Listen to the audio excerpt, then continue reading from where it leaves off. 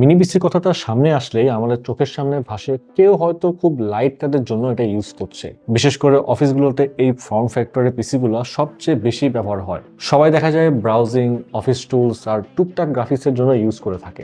But কখনো কি ভেবেছেন এই ছোট পকেট সাইজের মিনি ফর্ম ফ্যাক্টরের এই পিসিগুলোতে হাই এন্ডের গেমস খেলা যাবে, 3D model, simulation, video editing আরও অনেক অ্যাডভান্স গ্রাফিক্সের কাজ করা যাবে? জি, সেটাই সম্ভব করেছে কিউবিটস। বাজারে এনেছে AMD Ryzen 7 7840HS প্রসেসর দিয়ে মিনি পিসি লানিয়া R7।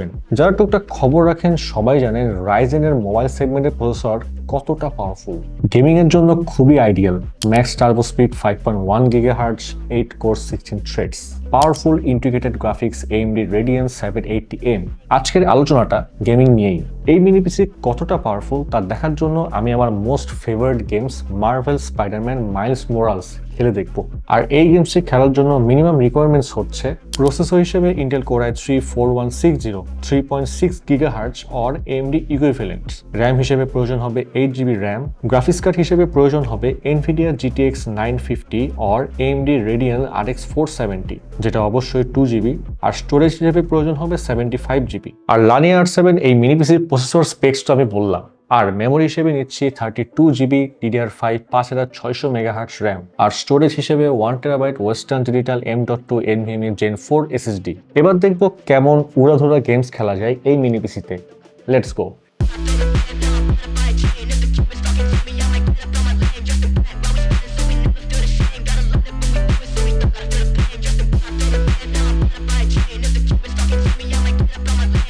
তো আমি একটু আগে যে গেমসটি নিয়ে কথা বলছিলাম, মার্ভেল স্পাইডারম্যান মাইলস মোরালস, এই গেমসটা আমি এখন খেলবো। বাট গেমসটি খেলার আগে যে জিনিসটা করবো সেটা হলো AMDর যে নিজস্ব ওভারলেটি আছে সেটা আমি অন করে নিব।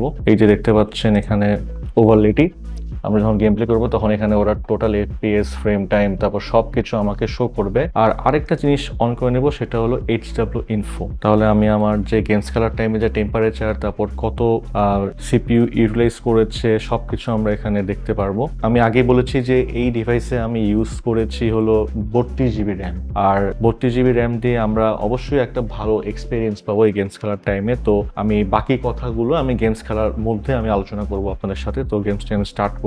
তো গেমসটিতে দেখতে পাচ্ছেন যে এখানে ডিফল্ট একটা সেটিংস দেওয়া আছে। ওরা ডিফল্টে একটা প্রিসেট সেট করে দিয়েছে, like texture filtering, quality, shadow quality সবকিছু ওরা ডিফল্টই সেট করে দিয়েছে। সো আমি এখানে হাত দিব না, আমি এই সেটিংসে গেমসটি প্লে করব।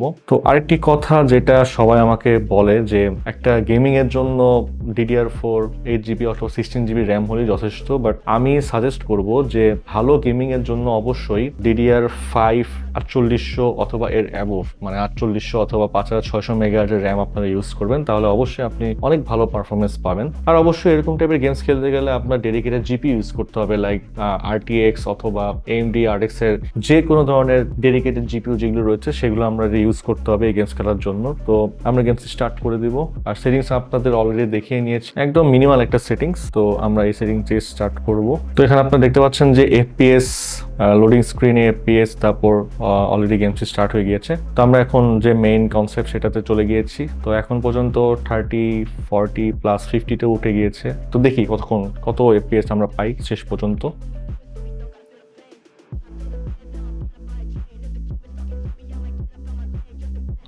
তো AMD যে জিনিসটা করেছে ও কিন্তু পুরো গেমসটাকে অপটিমাইজ করেছে, আর যেটার কারণে আপনারা দেখতে পাচ্ছেন যে অনেকটা ভালো একটা পারফরমেন্স পাচ্ছি আমরা একটা ইন্টিগ্রেটেড জিপিইউ হিসেবে। আরেকটা যেটা কথা সেটা হলো আমরা এখানে যে SSD ইউজ করেছি সেটা হলো ওয়েস্টার্ন ডিজিটালের M.2 NVMe 1TB SSD, আর এটা কিন্তু অবশ্যই DRAM লেস একটা SSD।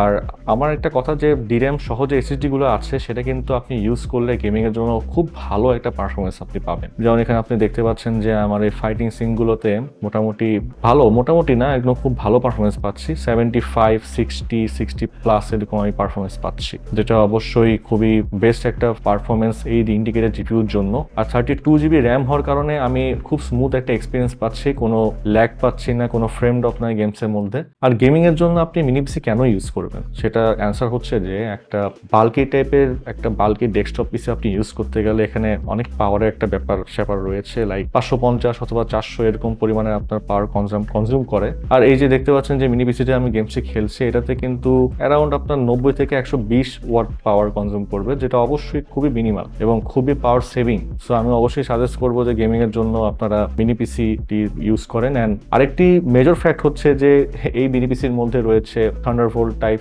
সি, যেটা আপনার 4.0, অ্যান্ড যেটা দিয়ে আপনি ডেডিকেটেড জিপিইউ ইউজ করতে পারবেন।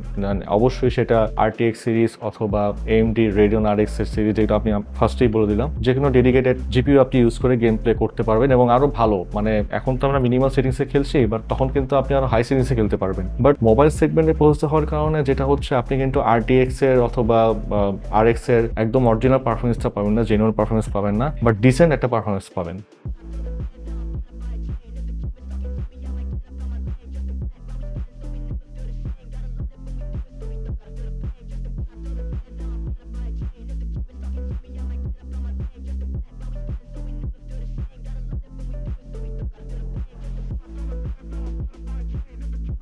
তো আমরা মোটামুটি প্রায় 10 মিনিটের মতো গেম প্লে করেছি। আর আপনারা দেখতে পাচ্ছেন যে এখন পর্যন্ত খুব স্টেবল একটা FPS, তারপর GPU ইউটিলাইজেশন, CPU ইউটিলাইজেশন পেয়েছি এবং সিস্টেম মেমোরি ইউটিলাইজ করেছে প্রায় 14 জিবির মতো এবং CPU টেম্পারেচার 74, এটা হাইয়েস্ট এখানে শো করছে। AMD যে ওভারলে সেখানে শো করছে।